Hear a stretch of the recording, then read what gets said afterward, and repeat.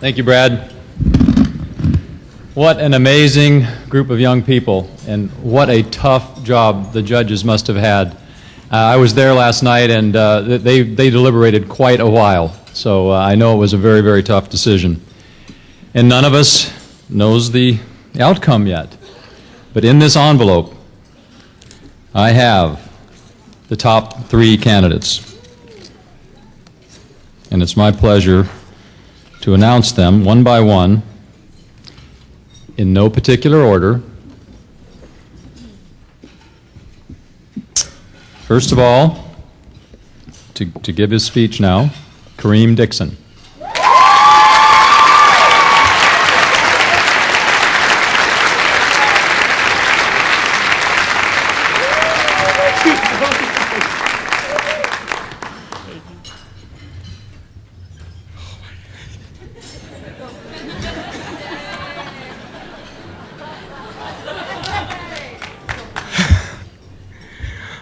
All right.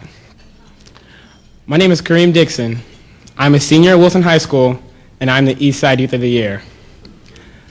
I've learned many lessons in my life. The first one was that 1 + 1 equals... I'm sorry. 1 + 1 equals... 2. Thank you. As I reflect on my life, I think I realized that 1 + 1 equals me. The 2 role models that shaped me into the person I am today. The first role model is my mother. My mother was a very kind person, and she easily connected with the people around her, and I know I got her funny and outgoing personality. My mom was also very perceptive. She knew when I was sad, and I also got that trait from her. But when I was 6, something devastating happened. My mother passed away from an asthma attack. It was an overwhelming, incomprehensible idea that took me years to process, and it took me even more years to find a path to honor her life. I remember all of my family crying, but I could not. I remember feeling the pain, but I wasn't able to express it.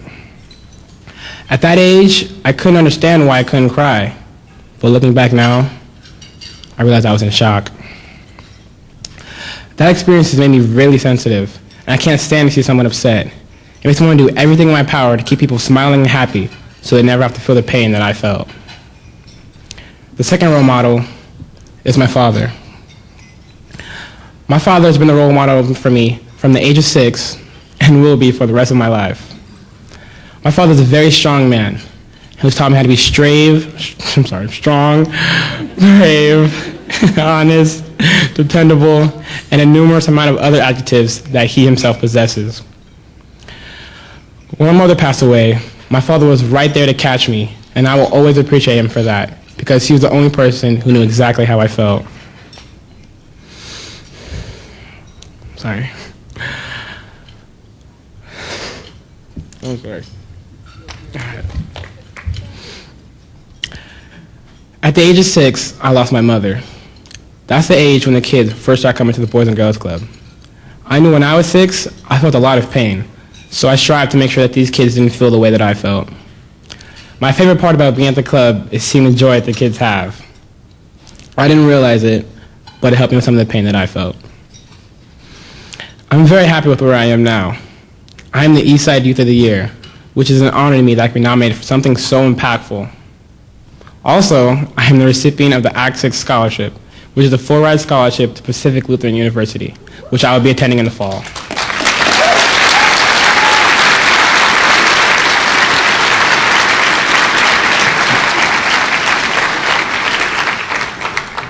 My mother helped me get this scholarship by showing me kindness and compassion. She helped shape my outgoing personality. My father helped me get this scholarship by teaching me my morals. I gotta be strong, brave, and to never give up. He's made sure that I always went for the highest education possible. Because of both their contributions, I have attained this wonderful scholarship to PLU. Lastly, I would like to thank Gary for nominating me for the East Side Youth of the Year. I would like to thank my sister for being so awesome. I'd like to thank my stepmother, and without her, I don't know where I'd be right now. I'd like to thank my father for being a strong male figure in my life. And lastly, I want to thank my mother for showing me so much love in the short amount of time we had together. Thank you, Mom, for being the person that I am today.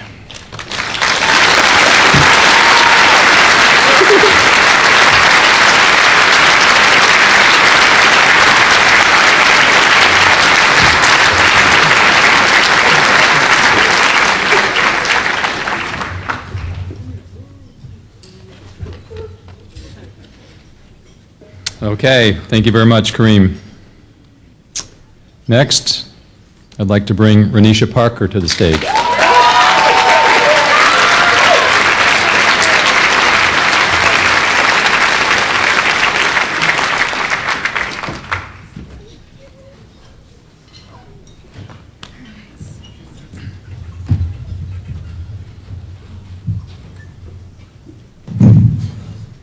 Good evening. Oh, this is so amazing. This evening, I would like to paint the canvas of my life for you. I grew up the typical Southern youth. My family consisted of my dad, my mom, my little brother, and me. Every day I went to school, came home, did my homework, and went out to play until the street lights came on. I went to sleep expecting nothing to change. Little did I know, everything would change. 6 a.m., August 25th, 2005, Katrina hit the shores of Louisiana, a Category 5 hurricane, 175-mile-per-hour winds, $80 billion worth of damage, 1,800 lives lost. And beneath all of that rubble lay my old life. She marked the end of all I knew about living. Since that day, I despise the word refugee, a term given to Louisianians, to friends, to family, to me. To me. I lost a community. I lost a home. I lost loved ones. But I did not lose my citizenship that day. I was changed. I admit that. But I was not a refugee. I searched for a new life in Washington, a new one.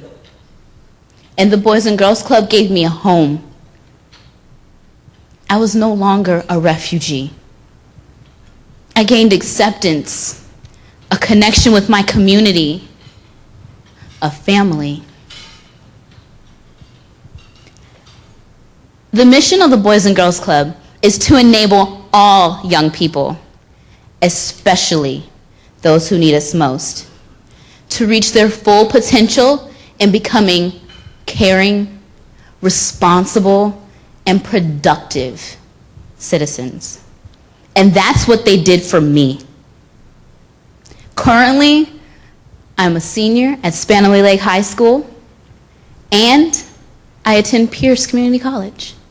This June, I will be receiving my high school diploma and my associate's degree. Thank you.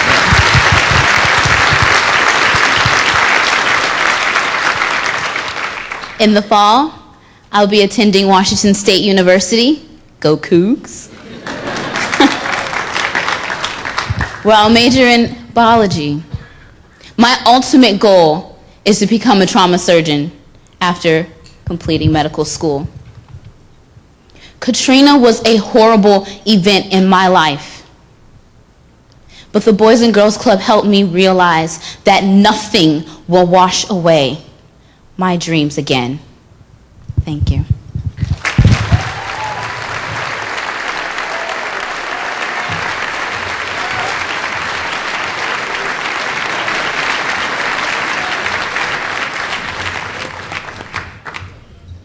Thank you, Renisha.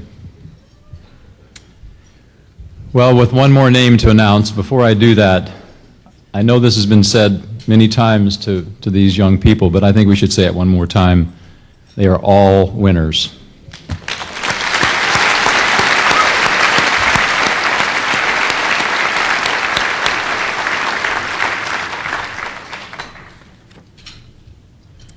And now I'd like to bring Christopher Thomas to the stage.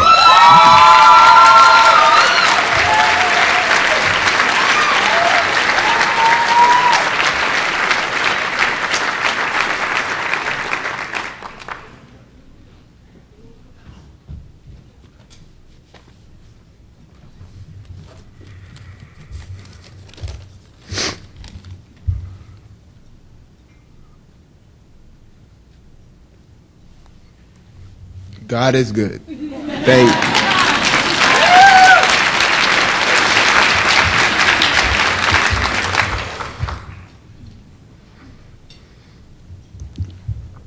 Who do you see when you look at me?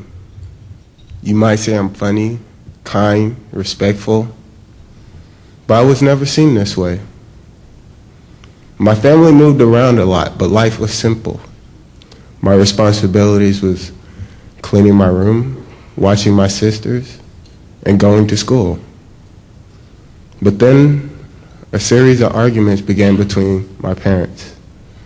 My dad moved out, and my parents got divorced, all at the age of 6. It was hard hearing my mom cry most of the nights. Eventually, I took on the role man of the house. Every day, looking in the mirror, I saw nothing. A lot of who I am started in 8th grade. When I graduated middle school, life stopped. My mom told the principal, "I do not want my son to graduate." My emotions dropped. The next year, I was going to 2 schools in 1 day. My only transportation, a rusty bike.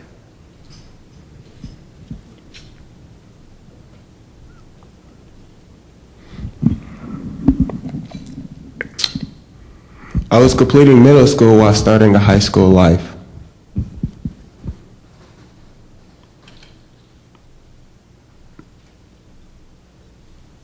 I hated my mom for what she did. Now, when I look back, I realize that you helped me, and I thank you, Mom, for doing that.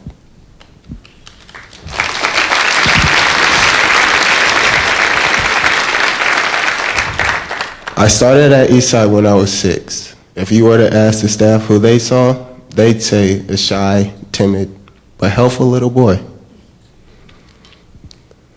Years passed, and I started attending the South End branch. The staff at South End looked at me, and they saw a leader, mentor, dancer, and someone determined to change his life.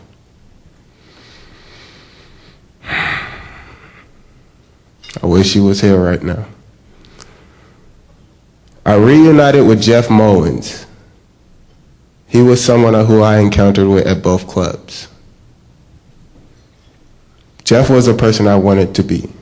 He was caring, unique, and special in his own way. I called him my family.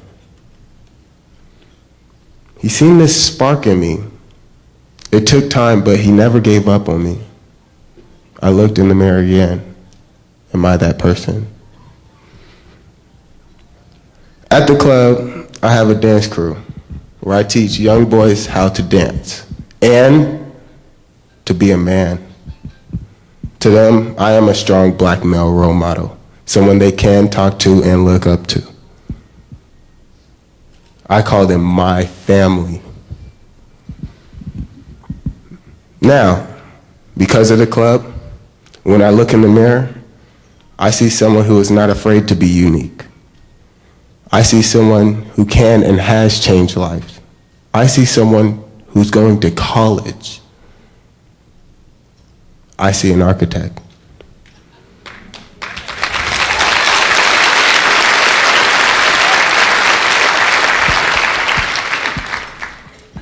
I will build better homes for people living in poverty. Now, who do you see when you look at me?